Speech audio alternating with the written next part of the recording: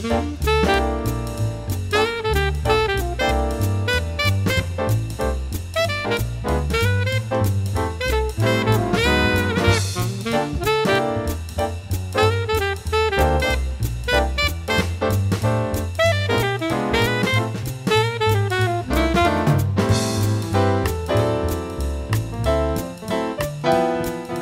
morning to everybody, and welcome to BT Centre for Sports Marketing 360 2010. And it's great, actually, not just to welcome those of you here in London, to whom it's good morning, but good afternoon to those of you watching online in Singapore. Good evening to those brave souls in Auckland. And as for you in Los Angeles, it's about 2 o'clock in the morning. Haven't you got anything better to do? It's kind of important. I think the approach that we have now with our partner NP and Silva is to look at that market in a different way and to think if we do have very limited rights, and we've got to try to do two things. We've got to try to monetize them, but we've also got to try to use those rights in those markets to be less passive and to deliver our brand messages and grow our brand and connect with consumers. What's the right way to approach it? Every 3 years to the highest bidder? Or should we look at what's happening with Premier League television? Which rights holders have that? And which rights holders also want to then carry a club channel in it? Actually, so much is locked and loaded the day you sign the deal, and actually you might be 5 years before the event. The world changes. You know, we've had, since 2005, the world has changed beyond all recognition, and yet all of the sponsors of the games are being held to contracts that were signed in 2005, 2006, 2007. So, you know, I agree that the rights owners need to be able to build in some flexibility on their part, but I think sponsors need to take more responsibility about doing their homework beforehand, and I think this is coming through the sort of professionalisation of marketing and sponsorship of mega events.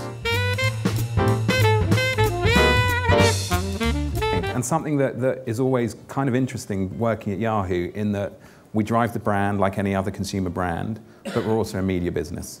And the good thing about something like the World Cup from a media business point of view is it hits all the right spots. It's a great consumer opportunity, but it also presents a great trade opportunity as well. And when those two things come together, that's when we know that we're doing our job in marketing and the job as the business as effectively as we possibly can. A real innovative thinker in one of the sports association bodies saying, we should really do something with YouTube. That's really where the excitement is. That's where the next generation of sports fans are. That's really where we need to be. And so let's get together and see what we can do. So it's coming from the rights owners saying, you know, we want some more exposure for our event.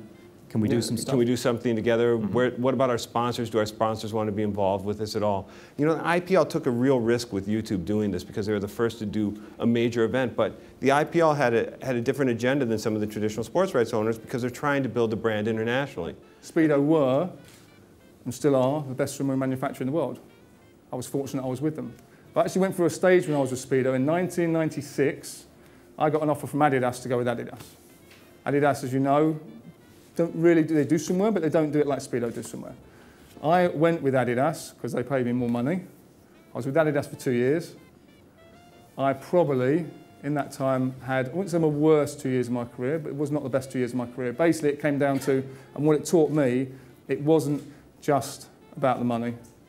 It was also about the friendship, the company, the family, the longevity. And I was lucky enough to be the guest and opening speaker of the event. And I said to the children, you know, the young men in front of me, I said, the first generation that I was involved with were rugby players. The generation before mine were professional rugby players. My generation were professional sportsmen. You, and I'm pointing at these 16-year-olds, will be professional athletes.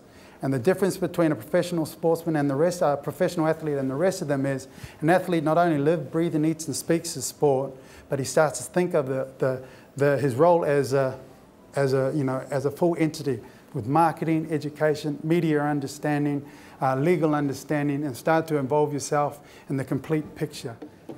There is no question that this is a very exciting time again. This is almost back to when we were creating the package, when everything was sort of a big opportunity for us. There is such a change. Sports federations are going to have to realise that there is such a change, which gives us such a great opportunity. All the sponsors who have really fueled in the UK around 2012 when they move into another area as well. So what I would argue, and I would really suggest is taken very seriously, is that this is a golden period, guys. We've got 2 years of good funding here in the UK. Use it wisely. My thanks to you, you hardy few who have made it through since all the way since 9 o'clock this morning. I hope you'll agree it's been a great day. There's been something to learn from every one of the presentations. And as I said, we'll see you next time.